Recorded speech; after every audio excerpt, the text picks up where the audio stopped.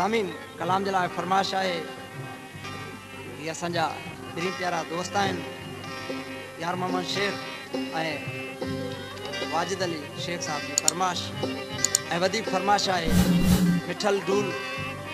अल्लाह रखियो शेख होटल वारो उस्ताद मोहम्मद बलोचिस्तान खां अली हसन बुर्रो मोहम्मद खान लहड़ी ऐं बशीर खान लहड़ी साहब जी फरमाइश ही आशिक ॾिसी अर्ज़ करे थो मूं बि पाक हुआ चयार तां हाणे कावड़ जो नथा चयार असां हाणे विड़ी यार थियाऊं काॾे कावड़ जो आशिक निमाणो अर्ज़ करे पियो भाऊ रहीम चाचड़ वो मौला सो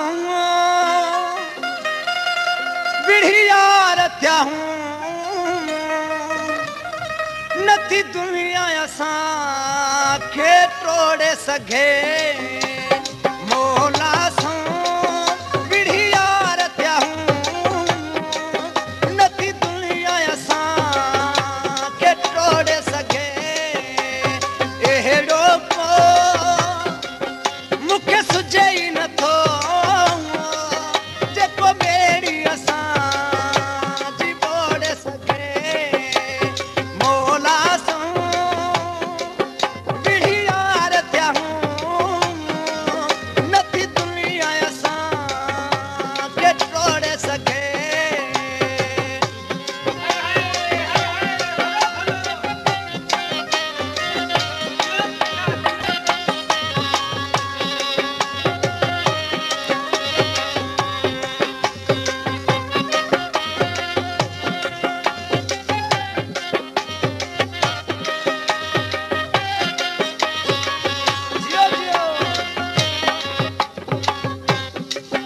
जॾहिं ख़ैर जूं ॻाल्हियूं ॿुधां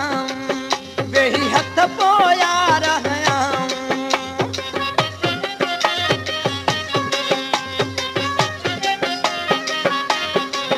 जॾहिं ख़ैर जूं ॻाल्हियूं ॿुधां वेही हथ पोया रहियां ओ वेही हथ पोया रहियां ॿुधो ग़ैरनि चही कीअं विया इहो जोड़ नथो को जोड़े सघे मौला सो विड़ी यार थियाऊं नथी दुनिया असां खे टोड़े सघे अहिड़ो को मूंखे सुझे ई नथो जेको ॿेड़ी असां जी ॿोड़े सघे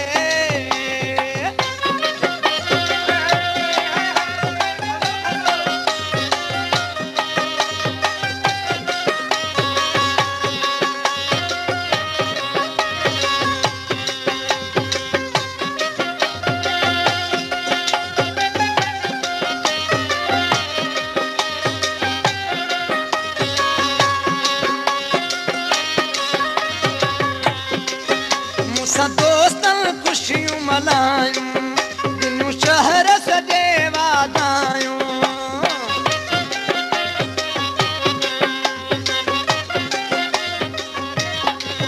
मूंसां दोस्त मल्हायूं दिनूं शहर सॼे वाधायूं